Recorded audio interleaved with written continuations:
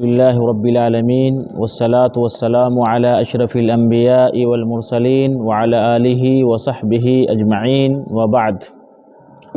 عزیز طلباء اور میرے دین ملی بھائیوں، ابھی کئی دنوں سے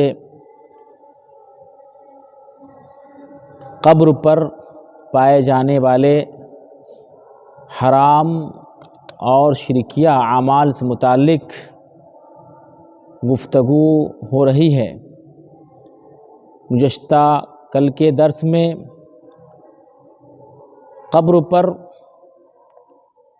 جو بعض حرام اور شرکیہ کام کیے جاتے ہیں جنہیں حجر کہا گیا ہے، اللہ کے رسول صلی اللہ علیہ وسلم نے اس سے منع کیا، جیسے مردوں سے دعائیں مانگنا، مردوں کو پکارنا، مردوں سے مدد طلب کرنا، اور اسی طریقے سے قبروں پر بیٹھنا، ان چیزوں سے متعلق باتیں ہوئی تھی۔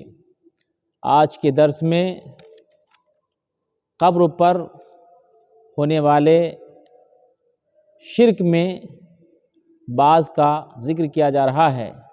ان میں الذبح والنحر شامل ہے، یعنی قبر پر جانور ذبح کرنا، گائے، بکرا وغیرہ تقرب حاصل کرنے کے لیے ذبح کرنا۔ اگر گائے اور بکرا کو اللہ تعالیٰ کے نام پر ذبح کیا جائے اور اس سے صرف مقصد یہ ہو کہ وہاں پر افضل مقام ہے اور وہاں پر جو ذبح کیا جاتا ہے وہ اللہ تعالیٰ کے ہاں مقبول ہو جاتا ہے، اگر یہ مقصد ہے تو پھر یہ حرام ہے اور بدعت ہے۔ اللہ کے رسول صلی اللہ علیہ وسلم نے فرمایا لا اقرا فی الاسلام، یعنی اسلام میں قبروں کے پاس کسی بھی طرح کا جانور ذبح کرنا، بکرا ذبح کرنا یہ جائز نہیں ہے، ممنوع ہے۔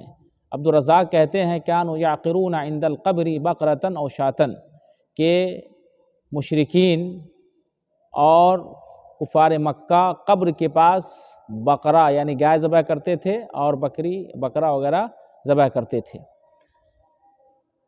تیسرا جو عمل انجام دیا جاتا ہے اور جو حرام ہے، چوتھا، پانچواں، چھٹا، ساتواں، یہاں پہ 5 اعمال کے بارے میں حدیث میں بتایا گیا ہے۔ یہ تمام اعمال حرام ہیں۔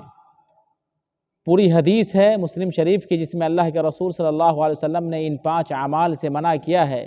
حضرت جابر رضی اللہ تعالیٰ عنہ روایت کرتے ہیں نہا رسول اللہ صلی اللہ علیہ وسلم ان یجسس القبر وان یقعد علیہ وان یبنى علیہ وان یزاد علیہ او یکتب علیہ۔ پہلا ان 5 میں عمل یہ ہے کہ قبر سے نکلی ہوئی مٹی سے زیادہ قبر پہ مٹی ڈالنا۔ جو قبر کھودی جاتی ہے اس کے علاوہ باہر سے مٹی لا کر کے اس کو اونچا بنانا۔ قبر سے جو مٹی نکلتی ہے ظاہر ہے اس کی خاص مقدار ہوتی ہے، اور جب مردہ کو ڈالا جاتا ہے، دفن کر دیا جاتا ہے تو تھوڑا سا ابھاڑ ہوتا ہے، یہاں تک جائز ہے۔ یہاں تک جو بھی مٹی باہر آئی ہے قبر سے، گڈھے سے، تو اس کو اوپر میں ڈال دینا ہے۔ الگ سے کھود کر کے مٹی لانا اور اس پہ ڈالنا، اونچا کرنا، یہ حدیث میں اور یہ شریعت میں کیا ہے؟ حرام ہے۔ اللہ کے رسول صلی اللہ علیہ وسلم نے سختی کے ساتھ منع کیا ان یزاد علیہ، کہ مٹی پر مزید زیادہ مٹی ڈالا جائے باہر سے لا کر کے۔ اس کے علاوہ قبر کو پلاسٹر کرنا بھی حرام ہے۔ قبر کو پلاسٹر کرنا حرام ہے۔ پلاسٹر سے مراد جیسے مٹی ہے اس کے اوپر اینٹ وغیرہ ڈال کر کے سیمنٹ سے، بالو سے مسالہ چڑھا کر کے پلاسٹر کر دیا جاتا ہے۔ پہلے زمانہ میں چونا آتا تھا، پینٹ نما چونا آتا تھا، اس کو اوپر سے قبر پہ ڈال دیا جاتا تھا اور وہ سخت ہو جاتا تھا۔ آج کے زمانے میں سیمنٹ کا استعمال کیا جاتا ہے، تو اس کو کہا جاتا ہے عربی میں تجسیس ان یجسس القبر۔ اللہ کے رسول صلی اللہ علیہ وسلم نے کہا کہ کوئی اگر قبر پہ ایسا کرتا ہے تو یہ حرام کام کرتا ہے۔ اللہ کے رسول نے قبر کو پلاسٹر کرنے سے منع کیا ہے۔ اس کے بعد تیسرا کیا عمل ہے؟ والکتابۃ علیہا، قبر پر کچھ لکھنا، قبر پر کچھ لکھنا۔ آپ دیکھتے ہیں قبرستان وغیرہ پہ نیم پلیٹ ہوتا ہے، کتبہ ہوتا ہے، تختی لگا دی جاتی ہے، اور اس کی کئی شکل ہے، یا تو کوئی کھمبا ڈال کر کے لوہا وغیرہ کا اس پہ کتبہ ڈال دیا جاتا ہے، یا باضابطہ پیلر بنا کر کے اس پہ پتھر ڈال کر کے اس پہ نقش کر دیا جاتا ہے، اور نام وغیرہ، تاریخ وفات، اور پھر جو ہے نا نام اور دیگر چیزوں کا اس میں تذکرہ کیا جاتا ہے۔ اس کو کہا جاتا ہے کتبہ وغیرہ، تو اس سے بھی اللہ کے رسول نے منع کیا ہے۔ چوتھا جو عمل ہے وہ کیا ہے؟ ایبن علیہ، اس پر کچھ عمارت کھڑی جائے، اس پر کچھ بھی بنایا جائے، چاہے روم کی شکل میں ہو، یا دیوار بنا دی جائے، یا اس کو گھیر کر کے کچھ خوبصورت اونچا کر دیا جائے، جس شکل میں بھی حوض نما بنا دیا جائے۔ آپ دیکھتے ہیں کہیں باضابطہ روم بنا دیا جاتا ہے، کہیں گھیر دیا جاتا ہے، اور خوبصورت گیٹ جیسا بنا دیا جاتا ہے۔ جس شکل میں بھی اگر عمارت بنائی جائے، وہاں پہ دیوار کھڑی جائے، تو کیا ہے؟ یہ حرام ہے۔ اسی طریقے سے پانچواں جو عمل ہے وہ ہے القعود علیہا، اس پر بیٹھا جائے، اس پر بیٹھا جائے، یعنی کہ گزشتہ دروس میں بات ہوئی ہے کہ مجاور بن کر کے آدمی وہاں پہ سجادہ نشینی اختیار کرے، تو قبر پر بیٹھنے سے منع کیا ہے۔ ہاں اگر ایسے ہی وہاں گئے زیارت کرنے کے لیے، آرام کی ضرورت ہے، کچھ دیر بیٹھ گئے، تو یہ اس میں ممنوع میں شامل نہیں، حرام میں شامل نہیں، لیکن باضابطہ مستقل ایک عادت بنا لی جائے اور پیشہ کے طور پر مجاوری اختیار کر لی جائے تو یہ منع ہے۔ تو یہ پورے جو 5 اعمال ہیں، اللہ کے رسول صلی اللہ علیہ وسلم نے ان 5 اعمال سے سختی کے ساتھ منع کیا ہے۔ پہلا جو بتایا گیا کہ قبر کے پاس گائے ذبح کرنا، بکرا بکری ذبح کرنا، اگر اللہ کے نام سے ہے اور صرف وہاں پہ تقدس سمجھ کے اگر ذبح کر رہے ہیں تو یہ حرام ہے، اور اگر مردوں کی قربت حاصل کرنے کے لیے اور مردوں کو خوش کرنے کے لیے کر رہے ہیں، اور ایسا لگتا ہے کہ مردے آپ کی ضرورت پوری کر دیں گے، ایسا عقیدہ ہے، تو یہ شرک اکبر ہے۔ یہ کیا ہے؟ شرک اکبر ہے۔ لیکن اللہ کے لیے کر رہے ہیں اور وہاں تقدس سمجھ رہے ہیں کہ یہ مقدس جگہ ہے، تو پھر یہ حرام ہے۔ یہ پہلا عمل ہو گیا۔ دوسرا عمل کیا ہے کہ وہی زیادہ مٹی، جو مٹی نکلی ہوئی ہے قبر سے، اس کے علاوہ مٹی استعمال کرنا۔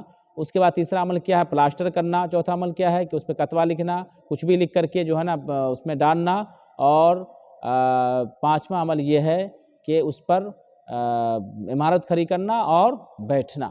تو یہ 5 اعمال ہیں جن سے اللہ کے رسول صلی اللہ علیہ وسلم نے ہمیں روکا ہے، منع کیا ہے۔ یہ مسلم شریف کی روایت ہے، اس لیے ہم تمام لوگوں کو قبر پر جو اعمال ہوتے ہیں ان کو اچھی طرح سے سمجھنا چاہیے، اور ہمیں لوگوں کو بتانا چاہیے۔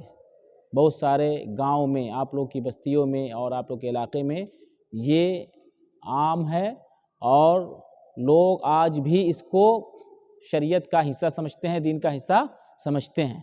جو کتاب و سنت کے ماننے والے ہیں، اہل حدیث جو لوگ ہیں، وہاں تو اس کا بہت کم رواج ہے، لیکن شہروں میں جو لوگ، جہاں بدعقیدگی ہے، جہاں پہ دین سے دوری ہے، اور جہاں پہ توحید نام کی چیز نہیں ہے، جہاں پہ لوگ شریعت کی تعلیمات سے ناواقف ہے، وہاں پہ اپنے بزرگ کی قبر کو پختہ کرتے ہیں، اور پیسے ہیں تو عمارت کھڑی کر دیتے ہیں، اور اسی طریقے سے وہاں پہ کتبہ وغیرہ لگاتے ہیں، جو کہ ہر اعتبار سے مردوں کی بھی توہین ہے، اور مردوں کی تکلیف کا ذریعہ ہے، اور یہ حرام بھی ہے۔ اور اگر عقیدہ غلط ہے اور مردوں کے لیے سب کچھ کیا جائے، مردوں خوش کرنے کے لیے کیا جائے، تو یہ پھر شرک اکبر ہو جاتا ہے۔ لہٰذا عزیز طلبہ، ہم تمام لوگوں کو ان تمام چیزوں کو اچھی طرح سے سمجھنا چاہیے، اور دوسروں کو اس سے منع کرنا چاہیے، اور دوسروں کو ہمیں اس کی دعوت دینی چاہیے۔ اسی پہ اکتفا کرتے ہیں۔ اللہ تعالیٰ سے دعا ہے کہ اللہ تعالیٰ ہم تمام لوگوں کو صحیح اسلامی عقیدہ اختیار کرنے اور دوسروں تک اپنی بات پہنچانے کی توفیق عطا فرمائے۔ آمین۔